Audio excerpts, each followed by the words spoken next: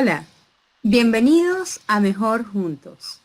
Mejor Juntos es un espacio creado por un grupo de psicólogos que hemos pensado en ti en estos momentos de adversidad, en estos momentos en que el COVID, el coronavirus, ha hecho aparición en todo el mundo. Hoy nos acompaña Marian Pernía. Ella es psicóloga graduada de la Universidad Central de Venezuela. Además, hizo un máster en psicología clínica del Hospital Militar Dr. Carlos Arbelo. Es psicoterapeuta Gestalt del Instituto Venezolano de Gestalt y es miembro fundador de Psicoconsúltanos. Ella hoy nos va a hablar acerca de quién seré después del COVID-19. Con ustedes, Marian Pernía. Bienvenida. Gracias, Marlene, gracias por esas palabras. Muy honrada de estar acá y de tener esta posibilidad de transmitir algunas ideas. Y bueno, quizás al poner este título pensé que podemos tener un momento de reflexión, de pensar en este momento en el que este virus está azotando la humanidad, de pensar a través del virus en muchas otras cosas que están alrededor del virus y que a veces no se tocan, ¿no? Y he decidido elegir este título de una manera intuitiva. Al momento que me preguntaron de qué quería hablar, realmente me dejé llevar por la intuición. Y antes de comenzar con el tema, yo quisiera contarles una historia. Es una historia con la que yo me conseguí alrededor de, en el año, yo podría decir en el año 89, en el año 90, caminando por las calles de Caracas. Esta historia está en una placa en alguna esquina caraqueña. Y bueno, la historia dice así, dice que alrededor del año 1658, una epidemia empezó en una zona de Caracas llamada el Tartagal. Esa zona era llamada el Tartagal porque abundaban las plantas de tártago en el lugar y por esa característica la zona se llamaba el Tartagal. Cuando la peste empieza a expandirse, invade toda Caracas y muere muchísima gente. El cabildo de aquel momento envía unos emisarios al Tartagal para que den cuenta de cómo está la situación en el lugar. Y históricamente el relato de los emisarios dice así: se advierte un profundo silencio, solo silencio. Hasta las campanas de la iglesia dejaron de sonar porque no hay quien las pueda tocar. Posteriormente pasan algunos años y en el año 1942, bajo la presidencia de Isaías Medina Angarita, él toma la decisión de demoler todas las viviendas muy pobres y llenas de miseria que estaban en el Tartagal. El Tartagal, acuérdense que cuando los emisarios dijeron un profundo silencio, se advierte silencio, empezó a llamarse entonces el silencio.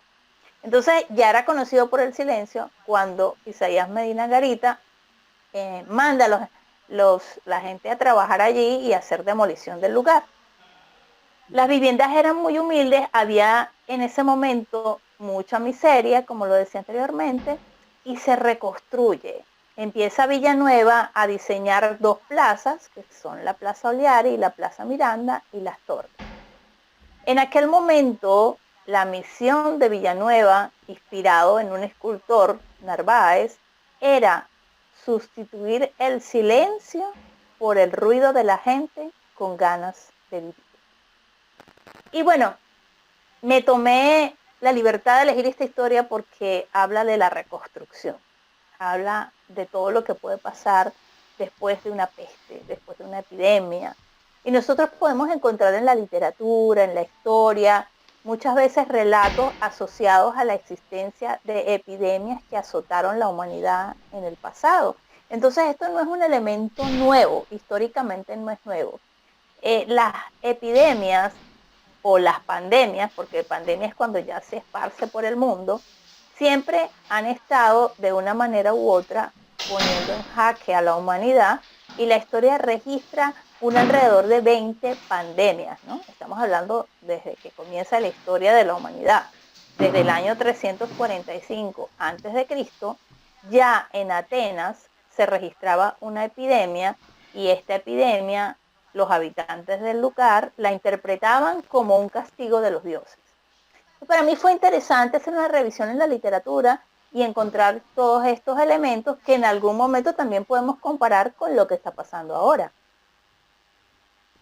Sí, eso es bien interesante. Fíjate que una de las preguntas que estaban haciendo uno de los participantes de la audiencia es que si esto pudiese ser una manera o un castigo que Dios nos está enviando, como que nos está poniendo a prueba con esto que estamos viviendo ahora, que es el COVID-19. Yo no sé qué opinas tú en relación a esto. Tengo el micrófono Es apagado. bien interesante lo que comentas, porque obviamente que cuando ocurre un Qué raro también. fenómeno, una catástrofe, un suceso que nos agarra desprevenidos, inesperados, puede ser interpretado como lo hizo la gente de Grecia, como una maldición, ¿no?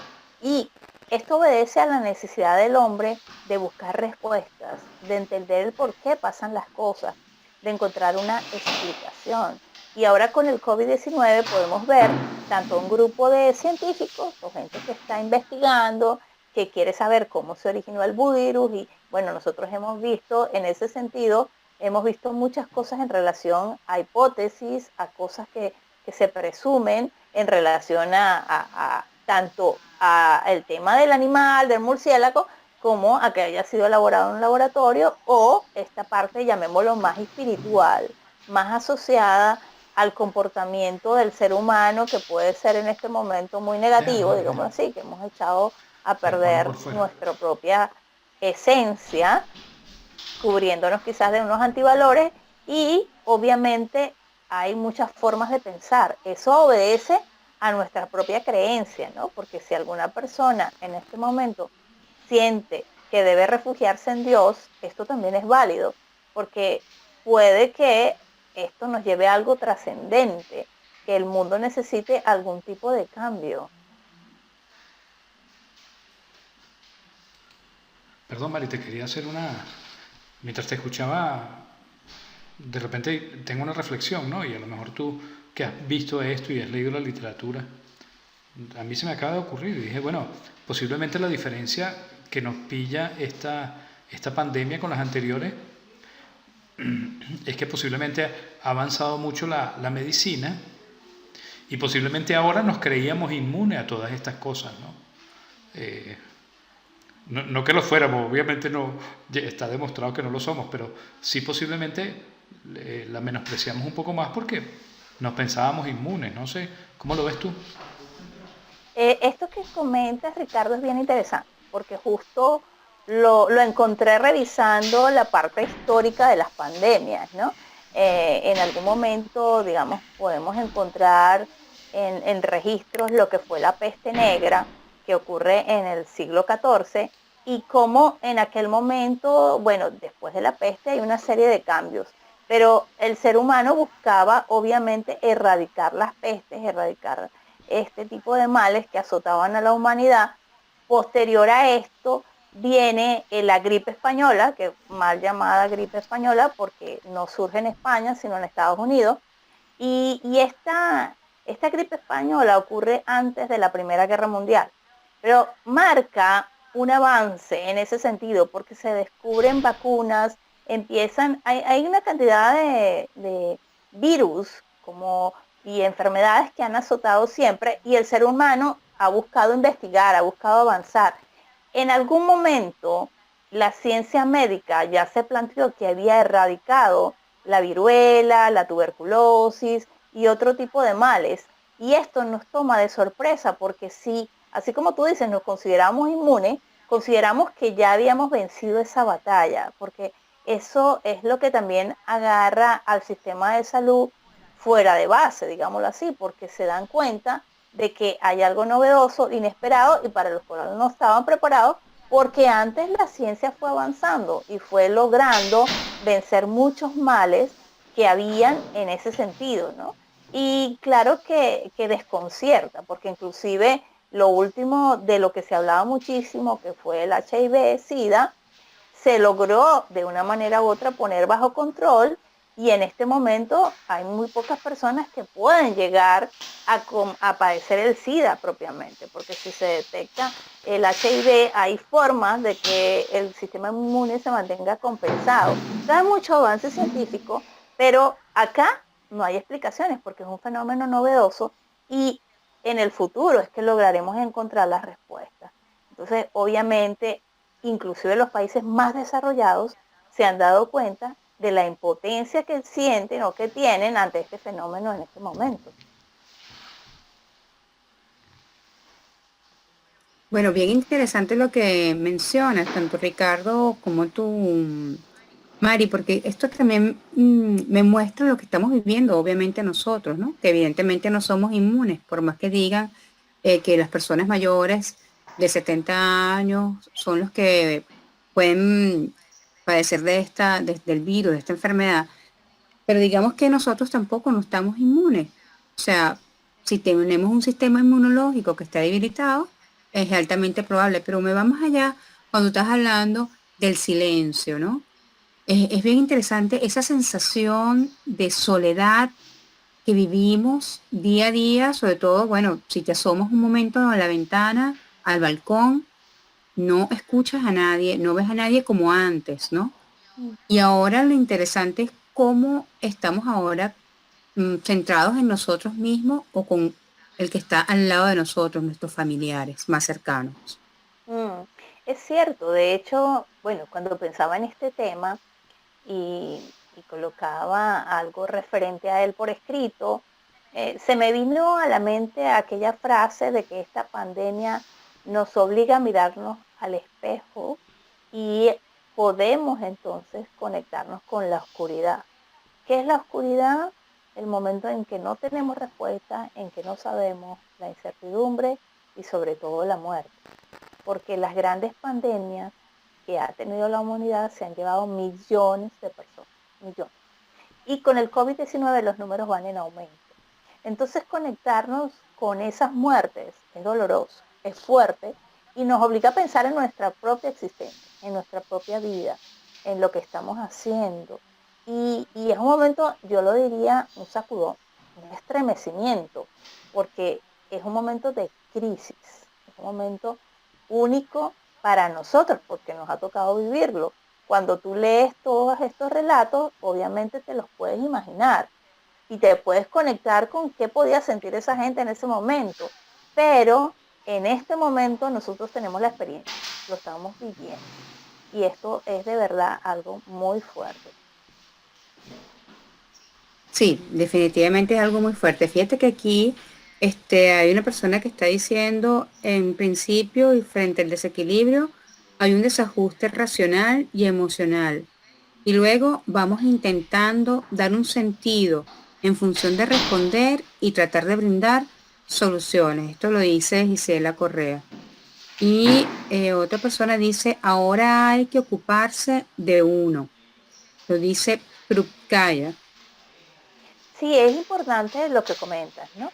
Fíjate que ese ocuparse de uno implicaría que miráramos hacia adentro y veamos qué nos está pasando.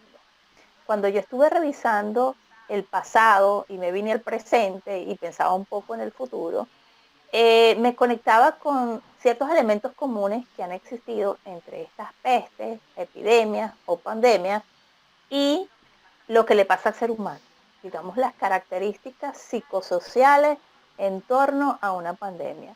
Y quisiera hablarles de la inseguridad. La inseguridad tiene que ver con esto de que no sabemos qué va a pasar mañana, con que los números del COVID-19 van en aumento y con que no tenemos una posibilidad de algo certero, de una cura, de una vacuna. Entonces, la inseguridad va a estar presente tanto en torno a lo que pasa alrededor del virus como en nosotros mismos. ¿Qué tipo de preguntas podemos hacernos? Oye, ¿voy a sobrevivir económicamente? ¿Cuánto tiempo va a durar esto?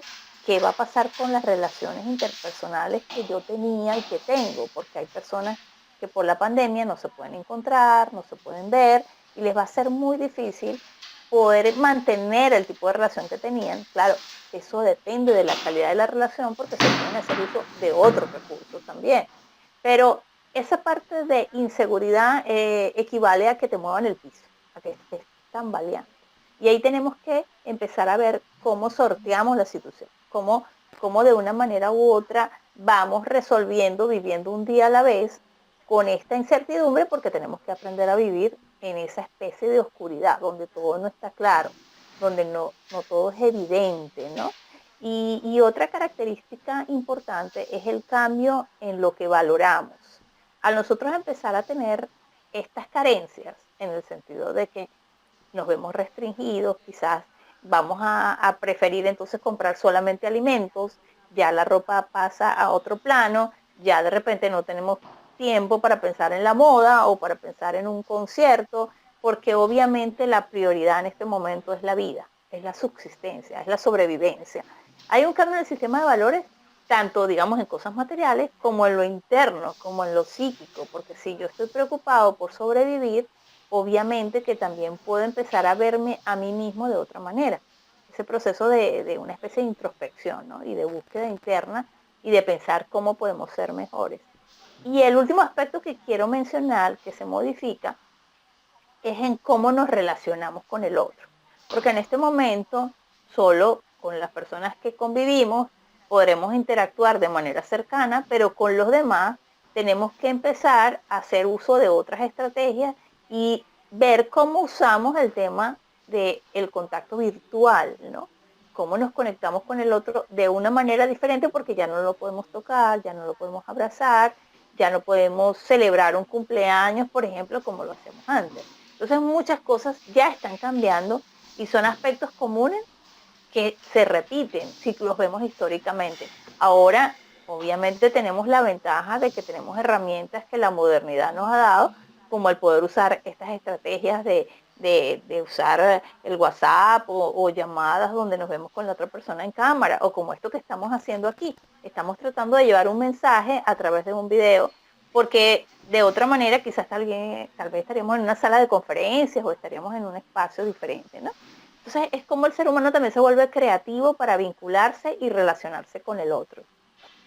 Sí, es muy importante todas esas cosas que mencionas, porque fíjate que uno de los puntos que plantean acá es feliz de escuchar la incorporación de lo que tiene que ver como la salud mental como un aspecto de prioridad. Y lo mencionas hace un momento, cuando, bueno, ¿qué pasa con nuestros valores? ¿Qué está pasando con cómo me siento tan seguro o no en el mundo en donde estoy yo desenvolviéndome? Y de cómo está cambiando mi vida ante este hecho que evidentemente no es algo usual, que estemos todos encerrados en nuestra casa, donde no podemos salir, que no podemos estar contactando con otras personas como normalmente lo hacíamos. Y esto me recuerda un poco lo que había hablado hace unos días el psicólogo Iván Freire, ¿no? Cuando hablaba de las personas que estaban, por ejemplo, en la cárcel o los que estaban en un submarino o si estaban en una nave espacial. El sentirse tanto tiempo en confinamiento, cómo podía cambiar sus conductas. No eran tanto si tenía el agua o la comida, o era cómo podía la persona manejarse en esa situación consigo mismo y con el otro. Digamos que es como significativo porque eso puede aumentar una mejor relación o la puede empeorar. Claro, depende mucho de la dinámica familiar, ¿no?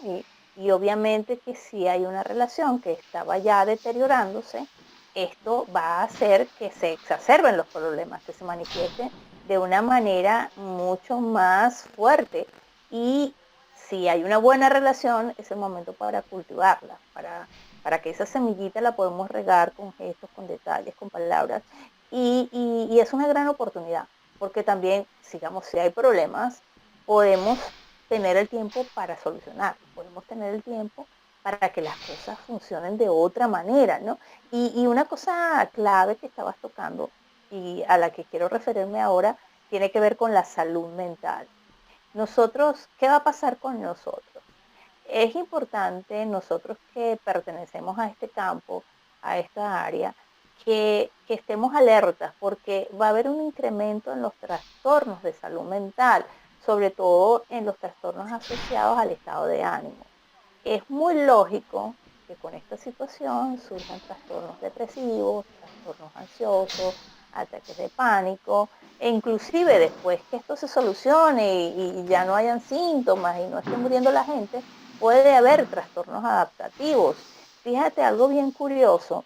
Hay una noticia que leí de un actor venezolano que estaba viviendo en Nueva York y él ya tenía síntomas depresivos. Yo vi la noticia, él se suicida el pasado 8 de abril. Al momento en que él entra en cuarentena, los síntomas obviamente se incrementan con el aislamiento y termina suicidándose. Y era una persona con cierta fama porque había participado en un reality show en Estados Unidos y él termina cometiendo el acto de suicidio. Salen las redes, salen las noticias porque era una persona con cierto nivel de fama.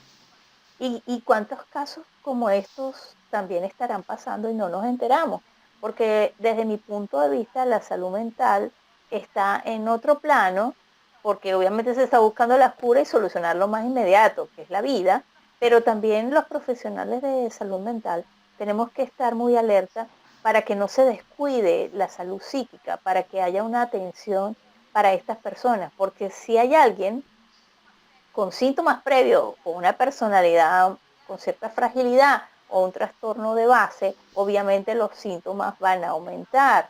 Ahora, lo que quiero aclarar es importante.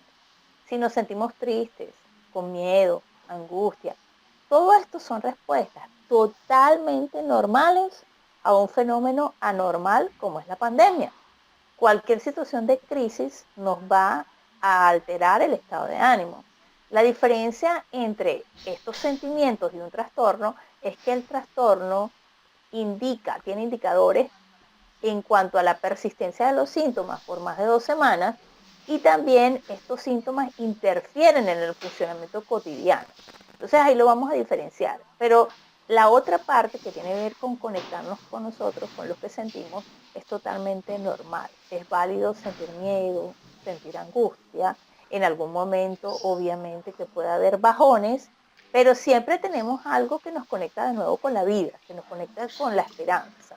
Entonces, en ese balance, yo creo que es importante que nosotros que estamos en esta área podamos sensibilizar a la población para que busque ayuda, porque muchas veces la gente se queda callada, la gente no busca el apoyo profesional y sobre todo en este momento creo que esto es un poco lo que queremos hacer también desde Mejor Juntos, el ofrecer a la gente que nos está captando el mensaje a través de YouTube, siguiendo las charlas, el que puedan tener algún tipo de orientación y podamos prevenir la incidencia de muchos trastornos de salud mental si la gente tiene el apoyo que necesita, bien sea a nivel informativo o bien sea, si hay unos síntomas persistentes, teniendo la posibilidad de psicoterapia online.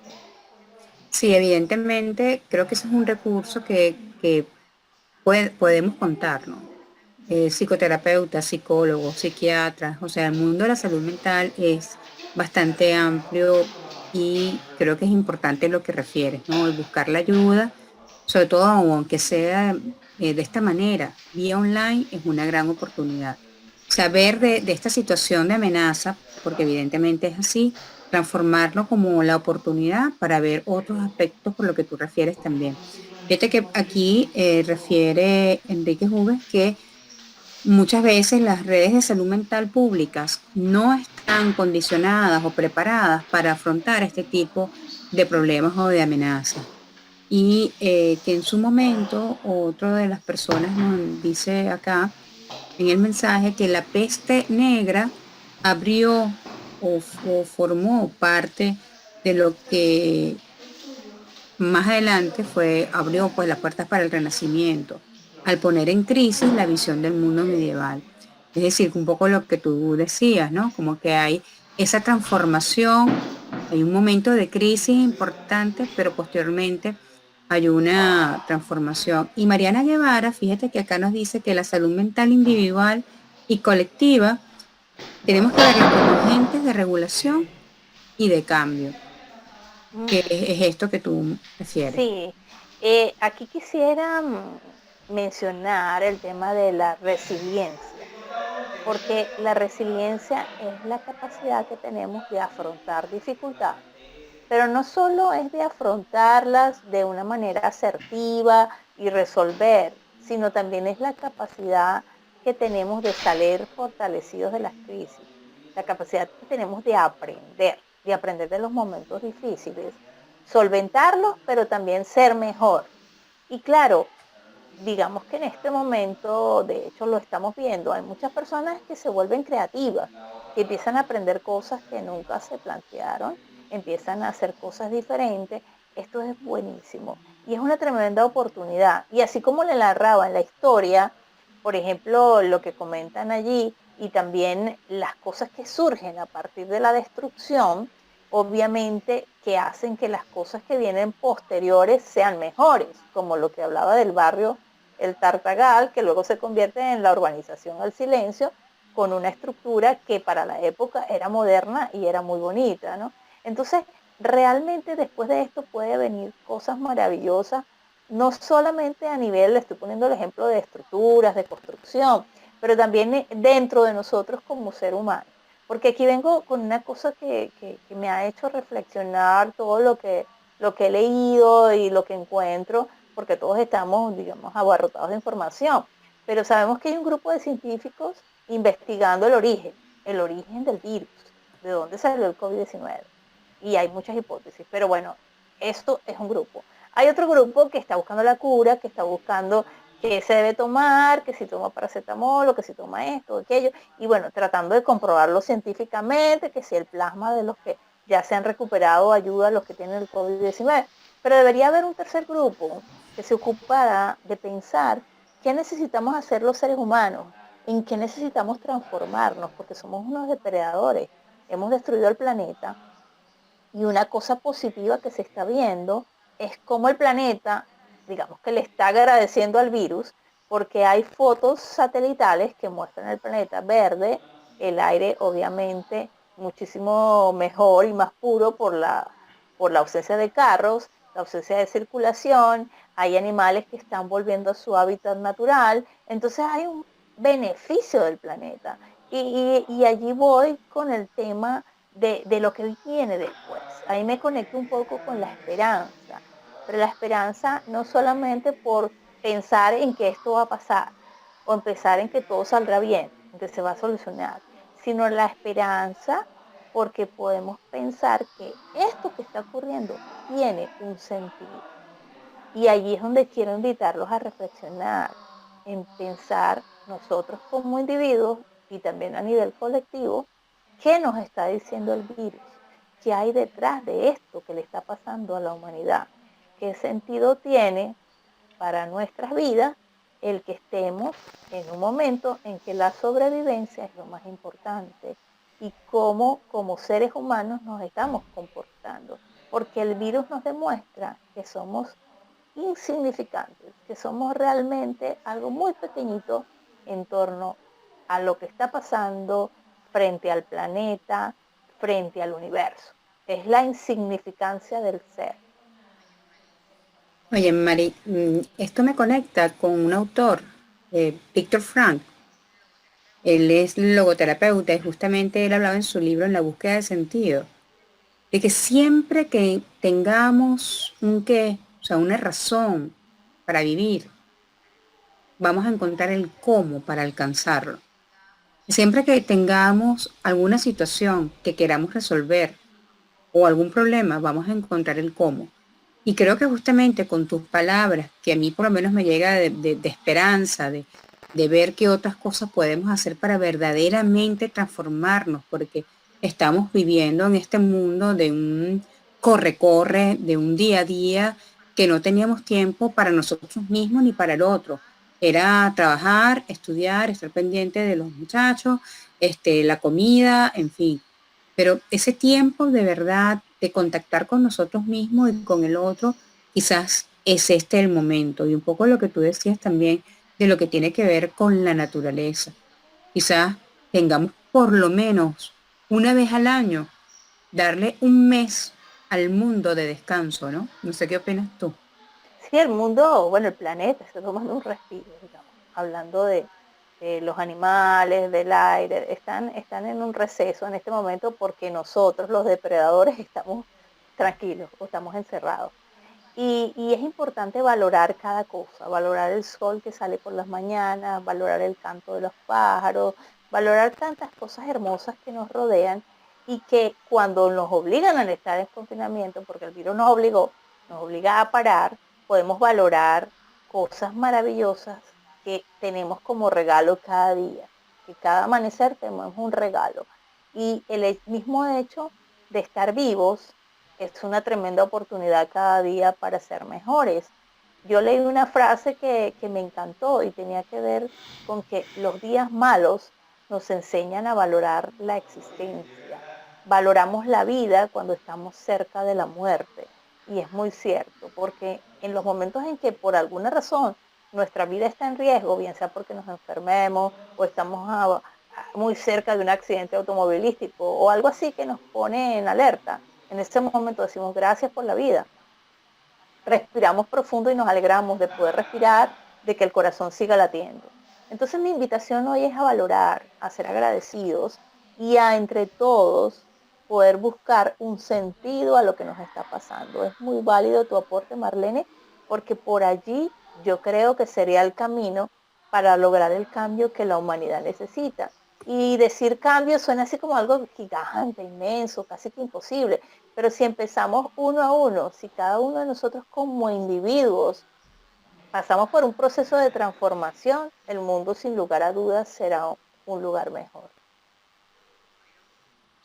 Bueno, muchísimas gracias, Mari, por tu aporte.